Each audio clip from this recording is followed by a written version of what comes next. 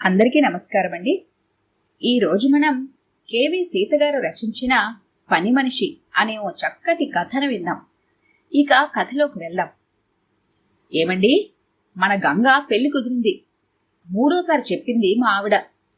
ఇక లాభం లేదని చదువుతున్న పేపర్ మడిచి పక్కన పెట్టేశాను. ఇంతకీ పెళ్ళెప్పుడు? వారం రోజుల్లో దిగులుగా అంది. మరో 10 రోజుల్లో అది వెళ్ళిపోతుంది. ఏదో సొంత కూతురు అత్తారింటికెళ్తున్నట్టు బాధపడిపోయింది ఆవిడ. ఇంతకీ ఆవిడ చెబుతున్నా మన గంగ అంటే ఆవిడ తరపు చుట్టం కాదు, నా తరపు చుట్టమూ కాదు. మా ఆవిడికి అత్యంత ఆప్తురాలైన మా పని మనిషి. 2 ఏళ్ల బట్టి మా ఇంట్లో పనిచేస్తోంది. మా ఆవిడకి తల్లో నాలికలా మసులుతూ మా ఇంట్లో మనిషి అయిపోయింది. రోజు తెల్లవారిన దగ్గర నుంచి మొదలవుతుంది గంగ నామస్మరణం. గంగా ఆ పని చూడు, గంగా ఈ పని చూడు అంటూ మాకదే సుప్రభాతం. ఎప్పుడైనా 2 రోజులు వరుసగా గంగ రాకపోతే ఈవిడ గంగ వెర్రిలెత్తిపోతూ ఉంటుంది. ఒక పని మనిషి మీద అలా ఆధారపడటం, అంతలా అటాచ్మెంట్ పెంచుకోవటం నాకు నచ్చదు. ఆ మధ్య ఒక సాయంత్రం ఆఫీస్ నుండి కాస్త పెద్దరాల ఇంటికొచ్చి తలుపు తట్టాను.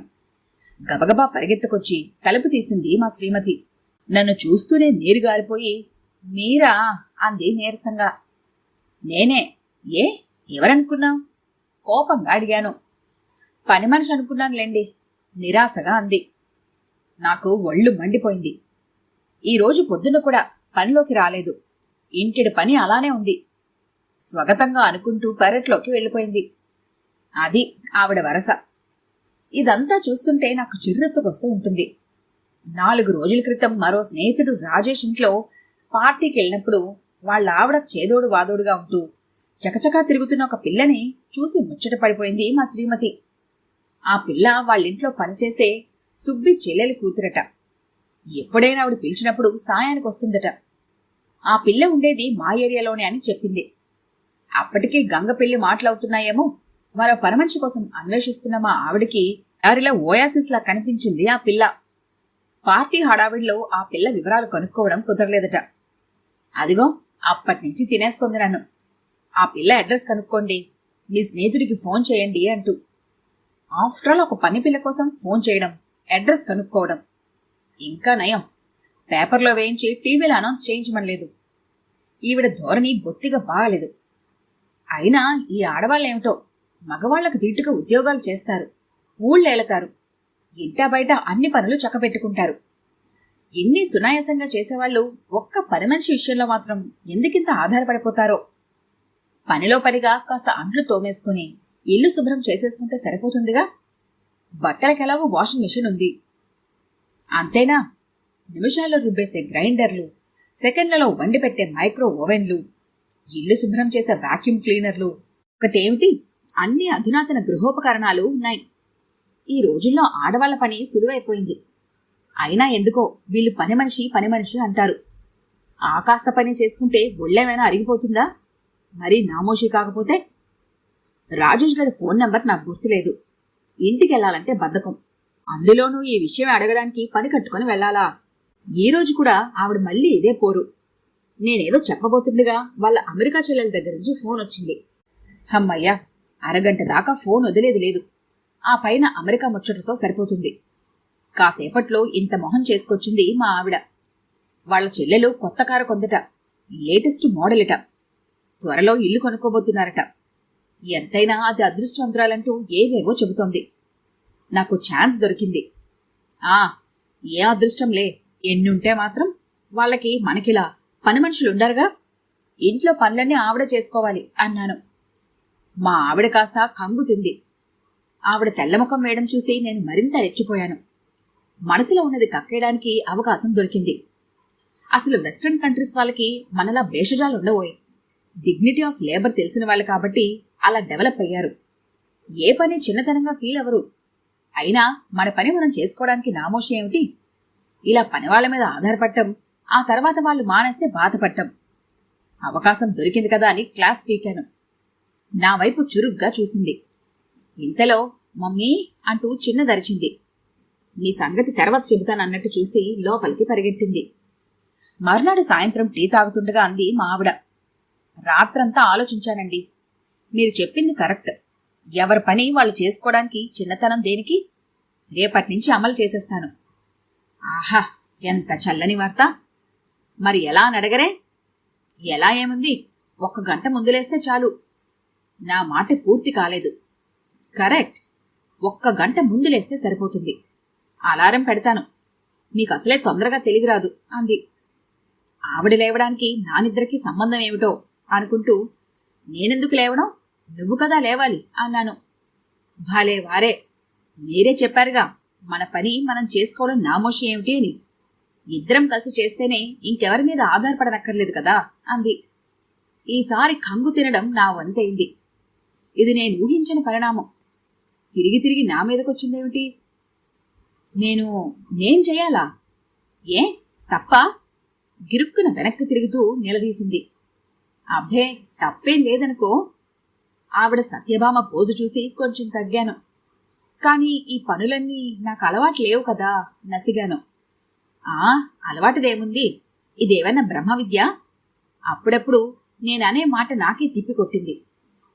పొద్దున్న 6 గంటలకల్లా మొదలవుతుంది మన షెడ్యూల్. అప్పుడే ప్రణాళికలు రెడీ చేసి పెట్టుకున్నట్టు ఉంది.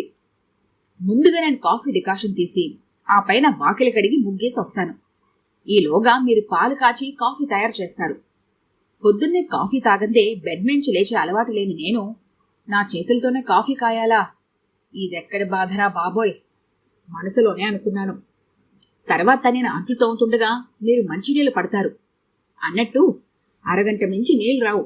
గబగబా 4 బిందెలు పట్టుకుని ఆ పైన బకెట్లు డ్రమ్ము నింపుకోవాలి. చచ్చాన్ రోయ్, ఈ నీళ్లు పట్టడం నా వల్ల కాదంటే అంట్లు తోమంటుందేమో. అంతకన్నా ఇదే బెటర్లే. మరో పక్క నేను టిఫిన్ తయారు చేస్తుండగా మీరు చట్నీ గ్రైండ్ చేసేస్తారు. మళ్ళీ ఇదొకటా? అదయ్యాక మీరు కాస్త కూరలు తరిగిచ్చేస్తే నేను కుక్కర్ పెట్టేస్తాను. డిగ్నిటీ ఆఫ్ లేబర్ అని అదని ఇదని అనవసరంగా వాగాను. ఇప్పుడు తప్పించుకోవడానికి లేకుండా పోయింది. పైగా ఆవిడ కూడా ఉద్యోగం చేస్తోంది కాబట్టి నేను కూడా ఈ పనులు షేర్ చేసుకోక తప్పదు. పైగా పిల్లలు చిన్నవాళ్లు, వాళ్ల పనే చేసుకోలేరు. ఇక తప్పేదేముంది? చచ్చినట్టు 6 గంటలకి లేచాను. లేచింది మొదలు ఒకటే హడావిడి హైరానా. కాఫీ కోసం పాలు స్టవ్ మీద పెట్టి వెలిగించానో లేదో. ఏమండోయ్, కుళాయి వదలాడు, నీళ్లు పట్టండి, నా చేయి బాలేదు అంట్లు తోముతూ అరిచింది మా ఆవిడ. ఇటుపక్క కాఫీ పని చూస్తూ అటు నీళ్లు పడుతూ ద్విపాత్రాభినయం చేశాను. తత్ఫలితంగా అటు పాలు పొంగిపోయి ఇంకా డ్రమ్ము నింపకుండానే కుళాయి ఆగిపోయింది. పాలు స్టవ్ బర్నర్ మీద పడి స్టవ్ ఆరిపోయింది. నాకు పిచ్చి కోపం వచ్చింది. అందుకే అంత హడావిడి పెట్టకూడదు. అయినా ఒకేసారి 2 పనులు ఎలా అవుతాయి? నిదానంగా చెయ్యొచ్చుగా. నీకు గాబరా ఎక్కువ అరిచాను. బావుంది, నిదానంగా చేస్తూ కూర్చుంటే ఆఫీస్కెళ్లేలోగా పనులన్నీ పూర్తి కావద్దు? టైం చూడండి ఎంత అయిందో. మా ఆవిడ రివర్స్ అయింది బర్నర్ తుడుచుకుంటూ. ఇంకేమీ అనలేకపోయాను. ఇక చట్నీ చేయడం మొదలుపెట్టాను. కాంచనా మిక్సీ మీ ఇంట్లో ఉంటే చట్నీలు పొడులు నిమిషాల్లో రెడీ. టీవీ యాడ్ గుర్తుకొచ్చింది. అందులో చెప్పినట్టుగా చట్నీ గ్రైండ్ చేయడమైతే 2 నిమిషాల్లో అయిపోయింది. కానీ దాని ముందు వెనక ఇంత తతంగం ఉంటుందని నాకు తెలీదు. కొబ్బరికాయ కొట్టి ముక్కలు చేసి ఇంకా పచ్చిమిర్చి పోపు సామాను వగైరా సిద్ధం చేసుకోవడానికి 20 నిమిషాలు పట్టింది నాకు. చట్నీ తీసి గిన్నెలో వేయడం, జార్ కడగడం, మిక్సీ శుభ్రం చేసుకోవడం ఇవన్నీ అయ్యేసరికి మరో 10 నిమిషాలు. అరగంట ఈ పనికే అయిపోయింది. నా స్పీడ్ చూసి ఇక లాభం లేదనుకుందో ఏమో. మా ఆవిడే కూరలు తరుక్కొని కుక్కర్ పెట్టేసింది. అలా ఒకదాని వెంట ఒకటి చకచకా చేసుకెళ్లిపోతుంది విసుగు లేకుండా. ఆవిడలా బొంగరంలో అటు ఇటు తిరుగుతుంటే నాకు కళ్ళు తిరుగుతున్నాయి. ఒక కుర్చీలో కూలబడ్డాను అలసటగా. సుఖానున్న ప్రాణాన్ని దుఃఖాన్ని పెట్టుకున్నాను కదా.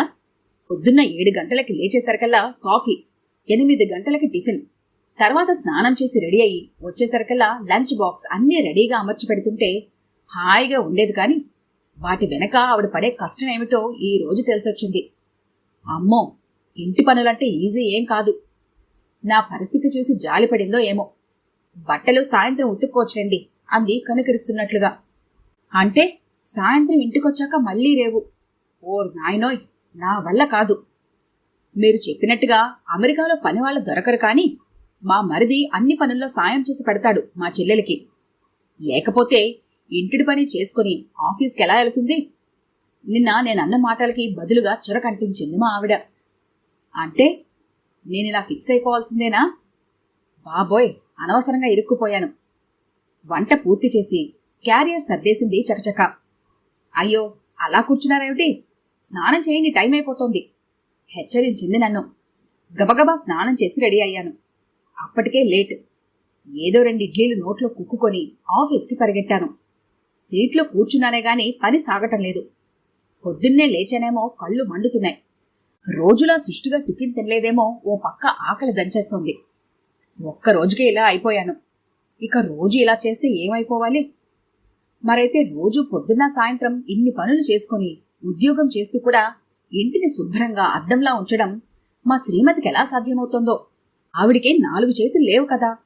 నేనేనాడు ఈ పనుల్లో వేలు పెట్టినవాణ్ణి కూడా కాదు. ఆలోచించగా ఇప్పుడు అర్థమవుతోంది మా ఇంట్లో పని మనిషి పాత్ర ఏమిటో. మా ఆవిడ దానికి ఎందుకంత ఇంపార్టెన్స్ ఇస్తోందో. ఇక్కడ పుల్ల తీసి అక్కడ పెట్టని నాలాంటి మగాళ్లను ఇళ్లల్లో ఆడవాళ్ళని ఆదుకునేది పని మనుషులేగా. మేమిచ్చే 600 జీతానికి ఎంత చాకరీ చేస్తోందో కదా. మొదటిసారిగా పని మనిషి మీద సదభిప్రాయం కలిగింది. నోరు మూసుకొని మా ఆవిడ చెప్పినట్టుగా పనిపిల్లని వెతికిపెట్టి ఉంటే నాకు ఈ పాటలు ఉండేవి కాదు. అనవసరంగా క్లాస్ వీకి రెచ్చగొట్టాను. ఆవిడేం తక్కువ తినలేదుగా, నన్ను ఇలా ఇరికించింది. ఇప్పుడు తెలిసొచ్చింది. తక్షణ కర్తవ్యం గుర్తుకొచ్చింది. సాయంత్రం ఆఫీస్ నుండి రాజేష్ ఇంటికి వెళ్లాను, గంట పర్మిషన్ పెట్టి. వాళ్ళ ఆవిడ చెప్పిన గుర్తుల ప్రకారం పని మనిషి ఇల్లు కనుక్కొని ఆ పిల్ల తల్లికి నెల జీతం అడ్వాన్స్ ఇచ్చి మరీ పనికి కుదుర్చుకున్నాను. అతోబాటు స్కూటర్ దిగుతున్న పని పిల్లను చూసి మా ఆవిడ సంభ్రమాశ్చర్యాలకి లోనైంది. తర్వాత బోలెడు ఆనందపడిపోయింది. ఈసారి ఆవిడ ఆనందం చూసి నాకు కోపం రాలేదు. నేను లోపలే సంతోషించాను. ఈ కథ కనుక మీకు నచ్చినట్లయితే లైక్ చేయండి, షేర్ చేయండి. మరిన్ని ఇంట్రెస్టింగ్ కథల కోసం మా ఛానల్ని తప్పకుండా సబ్స్క్రైబ్ చేసుకోండి.